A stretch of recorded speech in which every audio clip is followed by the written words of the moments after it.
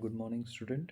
My name is Shiva Mishra, and we are here to discuss our prelims 365, especially focusing the UPSC 2026 prelims.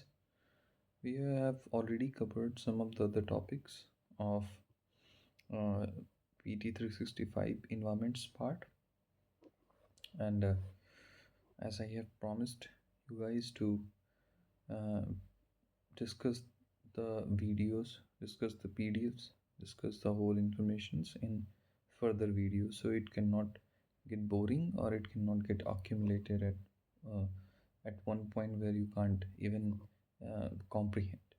So I have tried to make the short videos so that it can be easily understandable, can be easily read, seen, and easily understood. Will we all also cover the I will also do a revision video of these PDFs. So kindly get connected to the channel and let's crack it. So the next topic was some of the concept or terms which was in news. A ground level ozone. This is a Central Pollution Control Board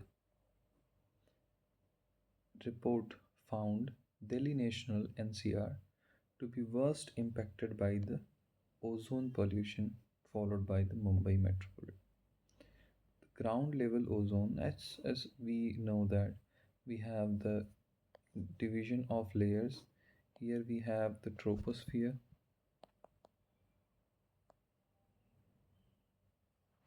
here we have the stratosphere. So in stratosphere we got the bunch of ozone 3, we got a layer of ozone 3 which is going to protect us from harmful UV rays.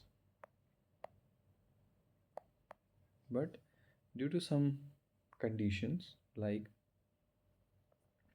there is a presence of oxides of nitrogen, and if there is a presence of volatile organic compounds, they uh, tends to get chemically reacted in the ground level and thus causing the formation of ozone, level ozones. There is a safe 8 hourly zone. There is 100 micrograms per cubic meter, while 1 hour limit is 180. This is a safe limit for the uh, ground level ozones. This can be asked because earlier we have seen there was a questions where it covered the safe limit of uranium in drinking water. So these things can be asked in examination, so we should be aware of that we have a ground level ozones, how it is formed, and there is a limit to it. Secondary pollutants, as there are two types of pollutants on the basis of their presence in the environment. One is secondary, one is primary. The primary are that is directly released in the environment as a pollutant. Secondary pollutants are the made up from the primary pollutants or getting reactions of the other chemicals it forms as a secondary pollutants. So there was a study by Center for Research on Energy which accounts that nearly one third of India's PM 2.5 pollutions. Secondary pollutants, these are formed in atmosphere due to chemical physical interaction between the primary pollutants or between the primary pollutants or any chemical reactions with the primary pollutants. Sources are like sunlight, we got atmospheric conditions and primary pollutants. The primary pollutants are ozone, sulfuric acid, nitric acids. These have been asked in the examinations that what are the secondary pollutants. It will give you the list of pollutants and you have to categorize which are the primary one and which are the secondary one. So remember that ozone, sulfuric acid and nitric acid is a secondary pollutant. Toxic heavy metals. Under the Department of Science and Technology, shattered the myth of clean mountain rain and found toxic heavy metal pollution in Himalayas, more pronounced in eastern Himalayas. There was a concept where we consider it as the rivers or the fresh water which is in the mountain regions are free from any kind of heavy metals and harmful components. So recently, the Department of Science and Technology shattered this myth. What are the heavy metals and heavy metal pollutions? The metals which has high atomic weight ranging from 63 to 200 and which have density greater than 4000 kg per meter cube, like zinc, copper, cadmium, cobalt, arsenic, lead, chromium.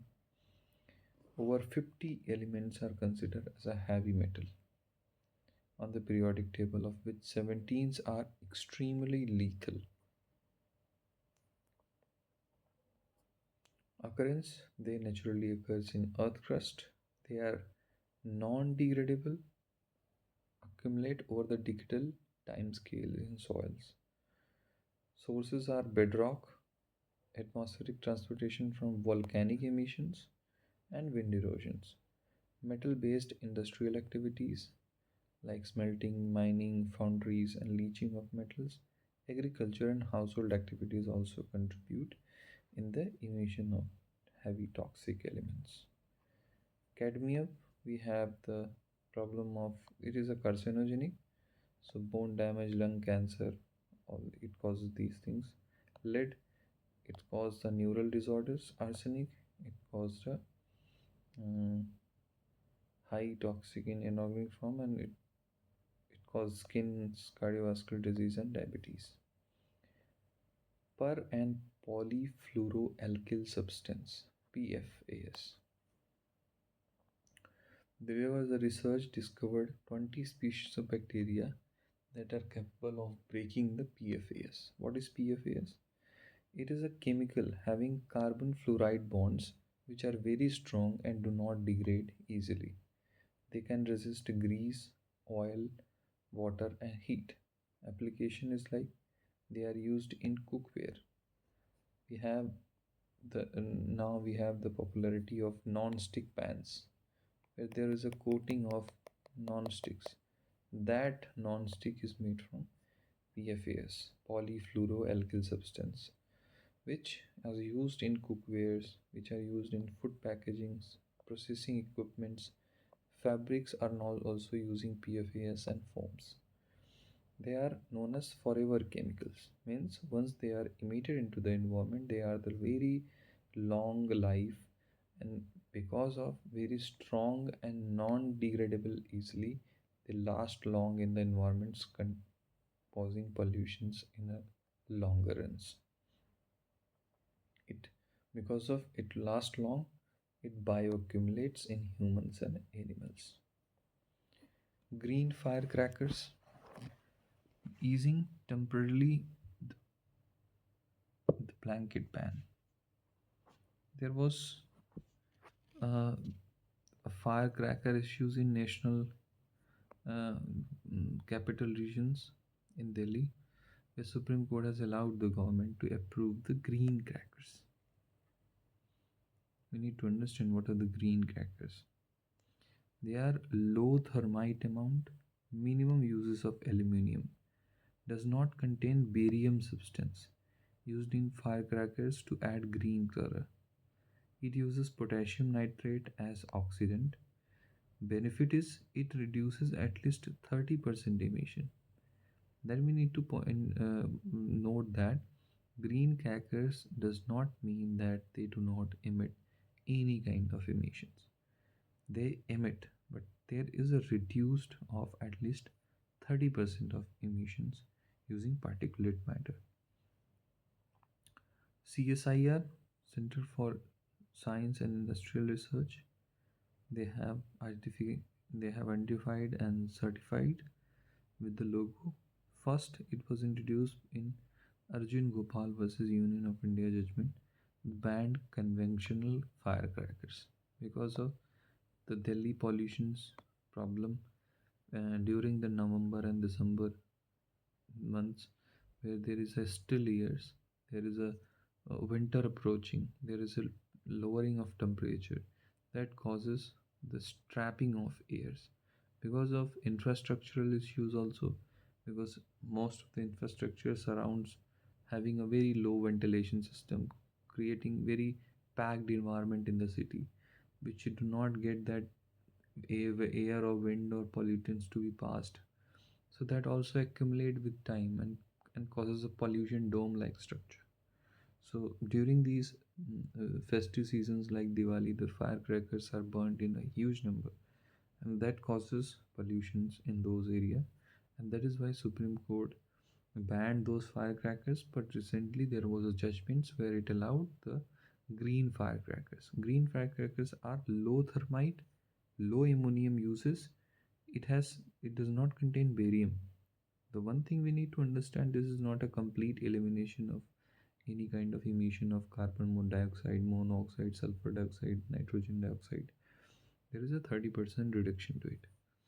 There are three types of green firecrackers: safe water air releaser, emit very fine water droplets that absorb dust. The other is SUFFLE, safe minimal aluminium, same amount of aluminium and are quieter. They are less sounding. STAR is a safe thermite cracker, free from potassium nitrate and sulfur, emit minimum smoke. Next one is flue gas desulfurization. There was a study which was commissioned by Office of Principal Scientific Advisor, recommended rollback of 2015 policy mandating installation of flue gas desulfurization (FGD) system in all India's coal-fired plants. Rather, it recommended FGD to only those plants using imported coal or high sulfur coals. It absorbed the sulfurs which has been emitted in the coal-fired plants, thermal plants. What are the FGDs? They involve the removal of SO2, sulfur dioxide, in exhaust gases from coal-fired power plants before being released to atmosphere. It uses scrubbing technique involving alkaline regions. There are types of FGD. There is sorbent, limestone, seawater based. These are the type of FGD, that is flue gas desulfurizations. Taj Trapezium Zone. The Supreme Court directed National Environment Engineering Research Institute, that is NERI, to assess the impact of neighboring glass industry on Taj Mahal. SC in past issued order from time to time for Taj Trapezium zones, like ban of coal, coke in industry, etc. Taj Trapezium zone is a area around Taj Mahal, especially basically it is trapezoid, and that is why it is called trapezium. So it is area around the Taj Mahal for preventing its pollutions in the area, and also prevents the cause of pollutants on that building, so that it can be preserved and conserved because of its heritage quality. We got There are three World Heritage sites in that Taj Trapezium zone: Taj Mahal, Agra Fort, and Fatehpur Sikri. These are the buildings. One of is made by Shah Jahan, and other two of them was made by Akbar. Environmental flow, E-flow. Ministry of Jal Shakti led a meeting focused on E-flow of Ganga River. What is E-flow? It refers to quantity, timing, and quality of water flow required to sustain the freshwater ecosystem and livelihood that depends on them. Benefits: it maintains ecological integrity of rivers and their estuaries. Extensive intervention in river flow, like construction of dams, pollutions, encroachments, have severely impacted the ecological balance of the river. Of course, it is going to imbalance it because of the impact on aquatic ecosystems and overall ecological system of the river. There are some reports and indices. We have only to see only the reports and their publishers, and especially we can see that what is the report is all about. Like State of Global Air Report released by Health Effect Institute. It is about ozone pollution.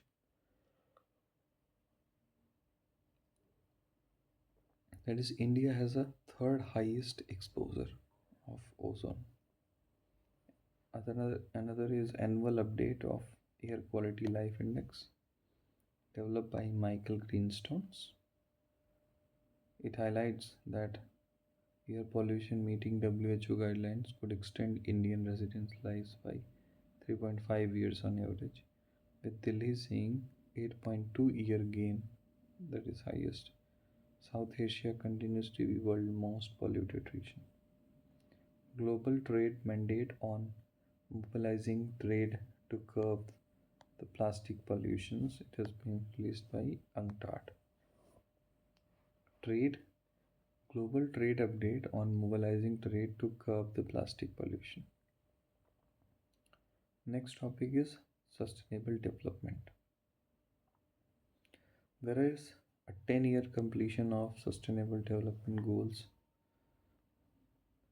So India has, through this article, we need to find out how India progress and what are the achievements, what are the drawbacks. So there was completion of United Nations Sustainable Development Goals, 10 years completions, because it was formed in September 2015. What are the SDGs? SDGs are the defined by World Commission on Environment and Development 1987 Brundtland Report. So this could be asked, so we have to note it down. The Brundtland Report of 1987 defines the SDG as development that meets the need of present populations, to meet the needs, to meet the requirement, to meet the necessity of the current populations without compromising the ability of future generation, the coming generations, to meet their own needs. It's like there is a, because earth is a body, it has a limited resources. So like assume we have only 100 kg of coal, assume like this. There is a requirement of 20 kg for one generation to fulfill its energy demands. But what we do, like because of extra activities, like assume we are wasting one form, we are wasting the electricity waste. There are other things like in AI generations, in AI data managements, in bitcoins, there is huge energy is taken by these things. So if we are going to overutilize these things, so now we can be using, if we're using 20 kg of coal out of 100 kg, only meeting the necessity of a life. Then now we started doing some extra thing, so we required some extra energy. Then we started to consuming more. Now assume we have to 20 kg more. So what we did, we have met our present need, but we have compromised with the future generations' needs. Now the future generation will be left with only 60 kg. So future generations will have to compromise with that. So that is why what sustainable developments talked about, that we need to do a development to meet the demands of present populations without compromising. You do not have to compromise with the needs of future generations. This is what sustainable development has been defined by the Brundtland report. In 2015, United Nations countries had adopted 2030 Agenda for Sustainable Development, which has set out 17 SDGs and there are 169 targets. SDGs are successor. Earlier, we also had a sustainable development kind of program, which was earlier known as Millennium Development Goals, which was later replaced by the Sustainable Development Goals. Millennium Development Goals was established in 2000 with the deadline of 2050. Through 10th edition of Sustainable Development Report 2025, now we'll see the ranking of position of India and the world. Globally, Finland has been ranked first. On average, East and South Asia has shown fastest progress. East and South Asia. Only 17% of SDG targets are on track to be achieved by 2030. This is a report from this 10th edition of Sustainable Development Report, where it points out the most important information can be that only we 17% of the SDGs are on track to achieve the final goal or final targets by 2030. SDG 1 to and 10 are on the track, 13 is decreasing. So what is SDG 1? 1 is about poverty, 3 is about good health and well-being, 4 is about education, 7 is about clean energy. This can be asked in the examinations. So this is all about, we got some further information like Sustainable Development Report published by released by annual SDR by United Nations SDSN, established in 2012, operates under the United Nations Secretary General. It is presented on 0 to 100, where 100 indicates full achievements of all goals. So the report brings rank the countries based on 0 to 100, where 100 is full achievement of SDG. It is prepared by UNDESA in collaboration with the entire United Statistics Systems. UNDESA means United Nations Department of Economic and Social Affairs. This is prepared by UNDESA and released by United Nations Women and UNDESA.